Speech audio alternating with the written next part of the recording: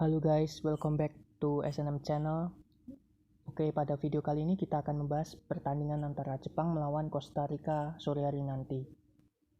Tapi sebelum itu, saya mohon dukung channel ini dengan cara klik tombol subscribe di bawah dan nyalain loncengnya agar kalian tidak ketinggalan notifikasi updatean dari SNM channel di video-video berikutnya. Oke, di sini kita langsung bahas saja pertandingan antara Jepang melawan Costa Rica. Tapi kita perlu flashback sedikit di matchday pertama di mana Jepang berhasil menumbangkan Jerman dengan dramatis dengan skor 2-0, dan lalu di sisi lain Costa Rica harus menelan pil pahit dengan kalah telak 0-7 dari Spanyol. Dan pada matchday pertama kita ambil data statistik untuk memprediksi pertandingan antara Jepang melawan Costa Rica. Karena di sini basic pengetahuan, gameplay, dan lain-lain tidak sehebat para pelatih atau coach di luar sana. Kita gunakan di SNM channel ini berdasarkan data statistik yang telah mereka lakukan pada matchday pertama Piala Dunia Qatar 2022. Oke, langsung saja kita lihat statistik yang pertama antara Jepang melawan Jerman.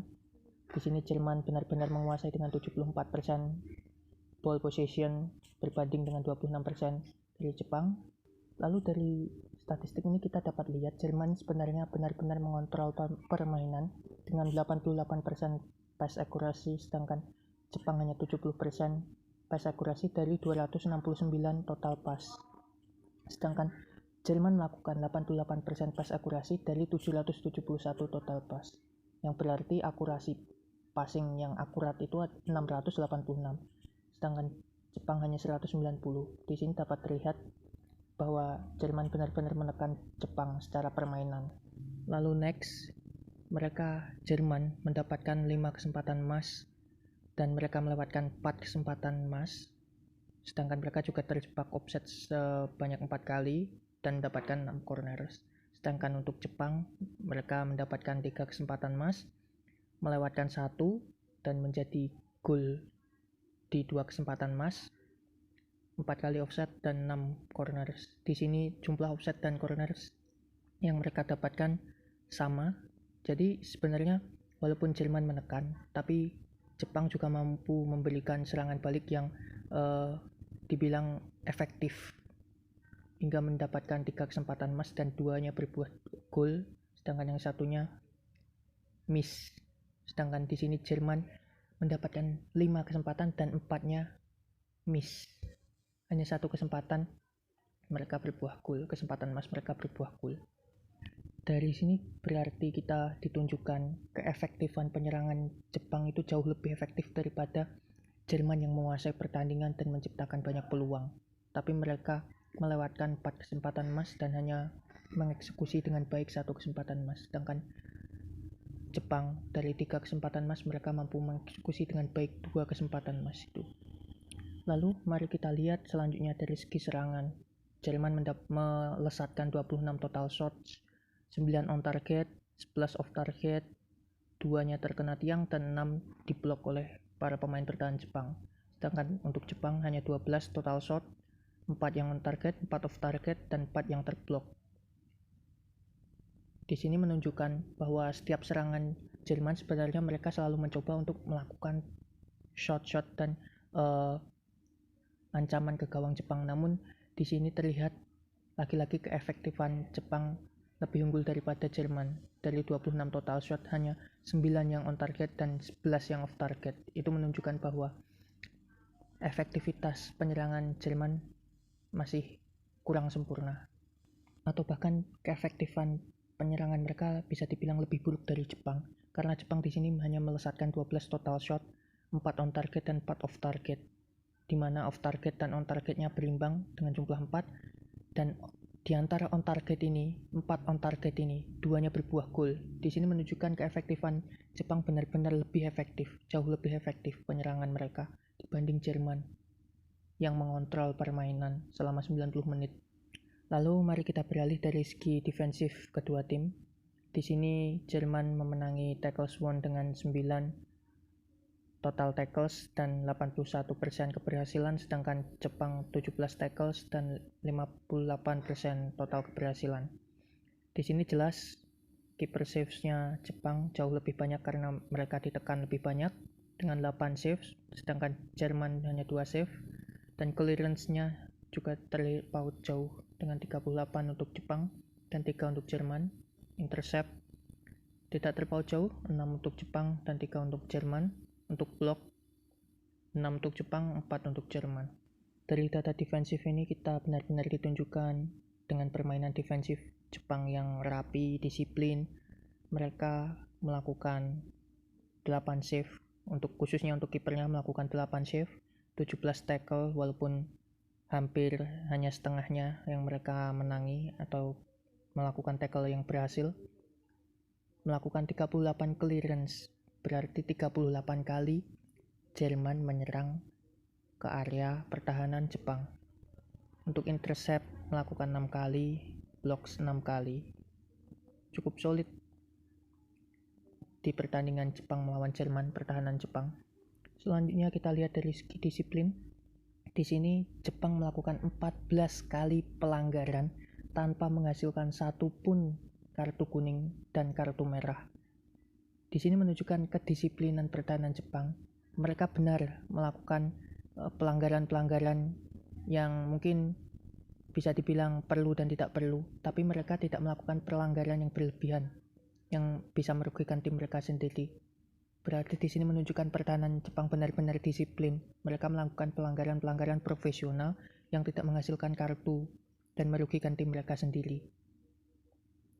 Di sini merupakan salah satu menurut saya keunggulan tim Jepang karena mereka memiliki kedisiplinan yang tinggi. Lalu di sini kita dapat lihat dari segi Costa Rica, mereka hanya menguasai 18% ball position melawan Spanyol, 71% akurasi pas dengan 230 total pas, hanya 165 umpan yang akurat. Di sini memang benar-benar di pertandingan Costa Rica melawan Spanyol, Costa Rica babak belur, semuanya dikuasai Spanyol, mereka tidak bisa berbuat banyak. Jadi wajar saja data statistik menghasilkan angka-angka seperti ini. Tapi meskipun begitu mereka masih bisa melakukan 230 total pass. Bisa dibilang ini bukan angka yang buruk. Tapi jika dibandingkan dengan penguasaan Spanyol yang melakukan 1045 total pass, memang jauh dominasi Spanyol di pertandingan saat itu. Lalu kita beralih ke kesempatan emas yang mereka miliki, yang mereka ciptakan. Di sini benar-benar Costa Rica diserang habis-habisan. Mereka hanya tidak dapat menciptakan kesempatan emas satu pun. Ya, dan mereka terjebak offside 7 kali. Di sini juga mengartikan defensif dari Spanyol juga disiplin hingga dapat menjebak offside sebanyak 7 kali dan menggagalkan serangan-serangan yang ingin dibangun Costa Rica. Di pertandingan ini Costa Rica juga tidak bisa berbuat banyak. Mereka tidak bisa berkembang, mereka tidak bisa mengembangkan permainan, mengatur tempo serangan, mengatur tempo permainan mereka. Mereka terbawa oleh kontrol yang dialirkan Spanyol. Dan kita lihat dari segi serangan, benar-benar nol. Mereka tidak bisa berbuat apapun karena semuanya dikontrol oleh Spanyol. Ketika mereka mendapatkan bola, menguasai bola, ingin mengembangkan permainan, ingin menata permainan mereka, para pemain Spanyol langsung melakukan high press. Mereka langsung berusaha merebut bola, berusaha menguasai permainan kembali. Hal ini membuat Costa Rica tidak bisa melakukan apapun. Dari segi defensif, sebenarnya Costa Rica menciptakan 15 tackles dengan 71% keberhasilan. Kiper save 1 kali. Ini terbilang buruk untuk kiper sekelas Keylor Navas. Dan clearance 17 kali, intercept 14 kali, blocks 2 kali. Dengan tekanan yang segitu besar, clearance hanya 17, berbanding jauh dengan Jepang. Ini terbilang pertahanan yang rapuh. Meskipun intercept yang mereka lakukan jauh 2 kali lipat lebih banyak dari Jepang, tapi tetap saja di pertandingan melawan Spanyol, pertahanan mereka sangat rapuh. Lalu mari kita lihat dari segi kedisiplinan pertahanan mereka.